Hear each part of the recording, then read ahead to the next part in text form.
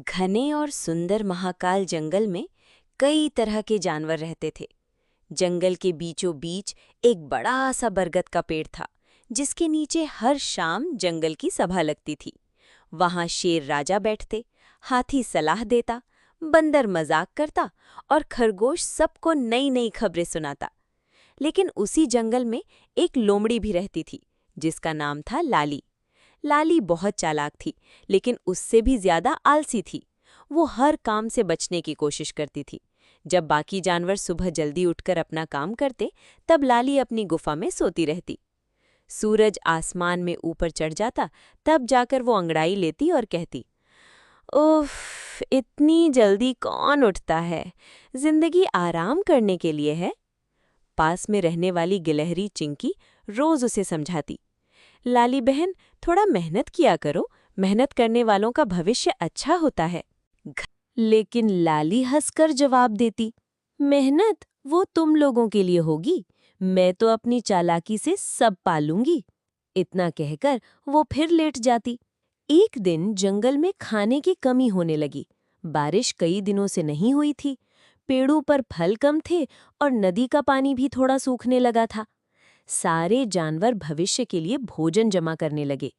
चींटियां दाने इकट्ठा कर रही थीं, गिलहरियां मेवे जमा कर रही थीं, खरगोश गाजर और सब्जियां छिपा रहे थे। लेकिन लाली हमेशा की तरह आराम कर रही थी। बंदर मोटू ने उससे कहा, अरे लाली, तुम भी कुछ खाना जमा कर लो, बाद में परेशानी होगी।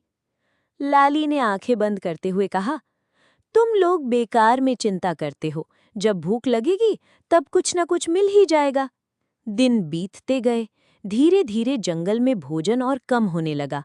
अब जानवर बहुत संभाल कर अपना खाना खाते थे। लेकिन लाली हंसकर एक सुबह लाली की आंख खुली तो उसका पेट जोर जोर से गुड़गुड़ाने लगा। ओह, बहुत भूख लगी है। वह खाने की तलाश में निकली। उसने पेड़ों पर देखा, लेकिन फल नहीं थे। नदी किनारे गई, लेकिन वहां भी कुछ नहीं मिला। थक कर वह गिलहरी चिंकी के घर पहुंची। चिंकी बहन, कुछ खाने को दे दो ना। चिंकी ने कहा, मैं तुम्हें खाना दे सकती हूँ, लेकिन याद है मैंने तुम्हें पहले ही मेहनत करने को कहा था।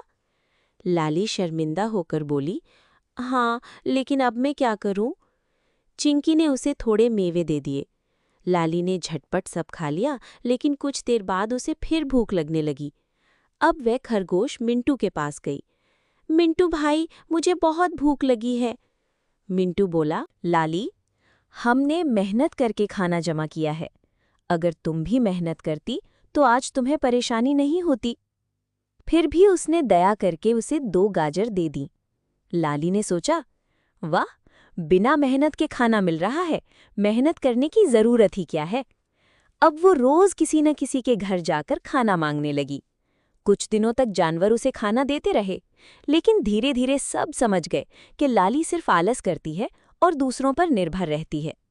एक दिन जब वो हाथी दादा के पास पहुंची, तो हाथी दादा ने गंभीर आवाज में कहा, लाली, दूसरों की मदद लेना गलत नहीं है, लेकिन हमेशा दूसरों पर निर्भर रहना गलत है।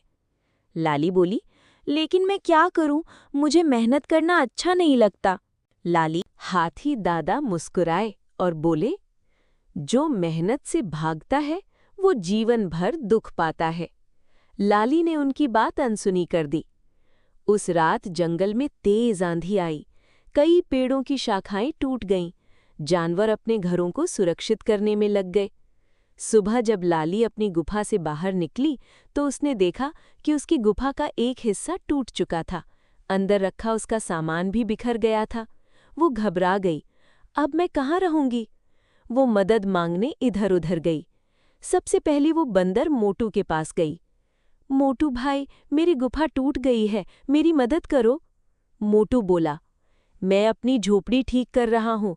अगर तुम पहले दूसरों की मदद करती तो आज सब तुम्हारी मदद के लिए तुरंत आ जाते। लाली उदास हो गई। हाथी दादा फिर वो हिरन रानी के पास गई। रानी बहन, मुझे रहने की जगह चाहिए।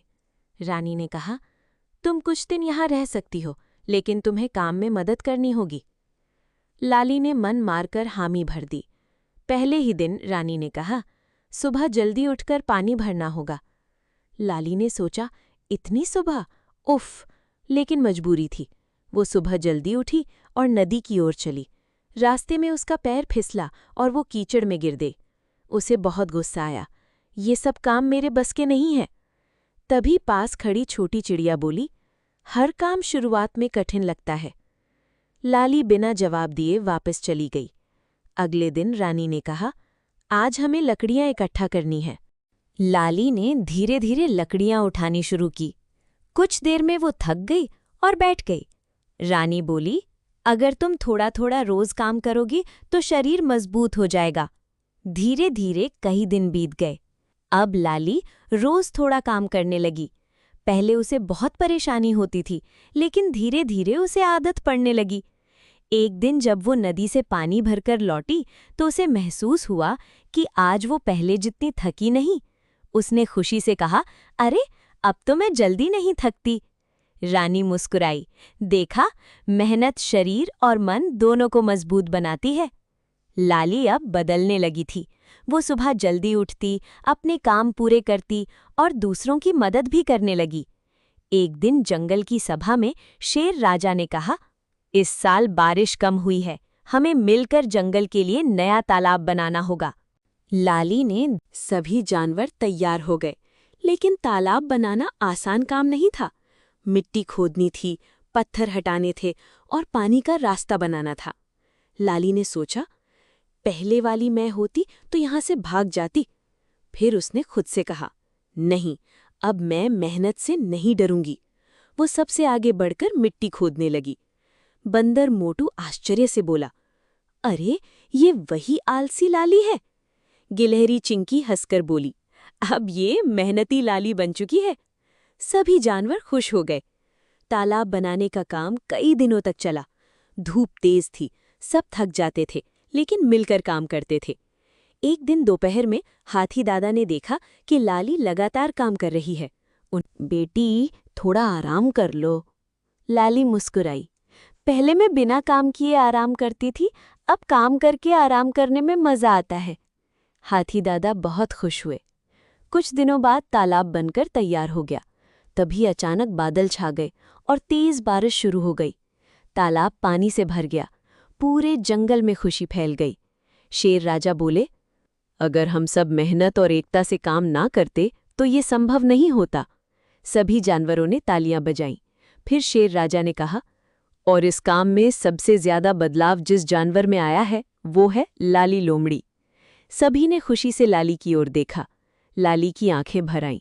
वो बोली, बेटी, मैं पहले सोचती थी कि चालाकी और आराम से जिंदगी आसान बन जाती है, लेकिन अब समझ आया कि असली खुशी मेहनत में है। उस दिन के बाद लाली पूरी तरह बदल गई। अब वो जंगल के हर काम में मदद करती थी। अगर कोई बीमार होता तो उसके लिए फल लाती। अगर किसी का घर टूटता तो उसे ठीक करवाने में मदद करती। धीरे धीरे सब जानवर उससे फिर प्यार करने लगे। एक सुबह गिलहरी चिंकी ने पूछा, लाली, अब तुम्हें आलस नहीं आता? लाली हंसकर बोली, आता है, लेकिन अब मैं उसे खुद पर हावी नहीं होने देती। तभी छोटा खरगोश चिंकू दौड़ता हुआ आया। लाली दीदी, नदी के पास पेड़ गिर गया है, रास्ता बंद हो गया।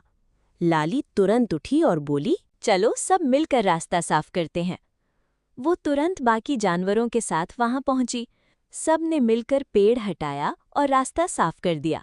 छोटे जानवर खुशी से चिल्लाए, वाह, लाली दीदी सबसे बहादुर हैं।